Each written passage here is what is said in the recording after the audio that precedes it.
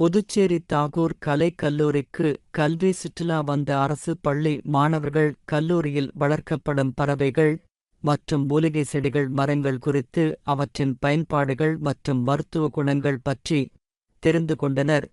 புதுச்சேரி தாகூர் கலைக் கல்லூரி முதல்வராக சசிகாந்ததாஸ் பொறுப்பேற்றவுடன் கல்லூரிக்கு பல்வேறு வளர்ச்சிப் பணிகளை செய்து வருகிறார். உள்கட்டமைப்பு வசதி, மாணவர்களுக்கு சுத்தமான குடிநீர், சுத்தமான காற்று உள்ளிட்ட பல்வேறு மேம்பாட்டு வசதிகளையும் செய்து வருகிறார். மேலும் இந்த கல்லூரி வளாகத்தில் முயல், கோழி, வாத்து உள்ளிட்ட பறவைகள் வளர்க்கப்படுகிறது. அது மட்டுமல்லாமல் கற்பூரவள்ளி, கருந்துளசி, கீழாநெல்லி, புன்னை மரம், நாகலிங்கம், தூங்குமூஞ்சி, கருவேலம், மலைவேம்பு உள்ளிட்ட பல்வேறு மூலிகை மரங்களும் மூலிகை செடிகளும் வளர்க்கப்பட்டு பசுமை நிறைந்து ரம்யமாக காட்சியளிக்கும்.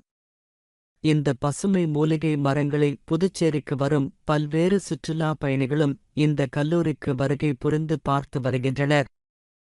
இங்குள்ள செடிகள் மற்றும் மரங்களில் QR கோடு மூலம் ஸ்கேன் செய்தால் ஒவ்வொரு தாவரங்களின் பயன்பாடுகளை, அதன் மருத்துவ குணங்கள் பற்றி தெரிந்து கொள்ளும் வகையில் அமைக்கப்பட்டுள்ளது.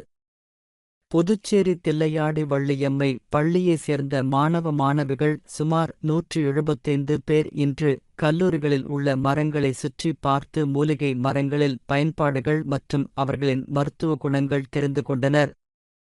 மேலும் கல்லூரியில் வளர்க்கப்படும் காளான்கள் குறித்தும் கல்லூரி முதல்வர் சசிகாந்ததாஸ் மாணவர்களுக்கு விளக்கமாக எடுத்துக் கூறினார். மேலும் ஒவ்வொரு தாவரங்களின் பயன்பாடுகள் மற்றும் மருத்துவ குணங்கள் பற்றியும் மாணவர்கள் தெரிந்து கொண்டனர்.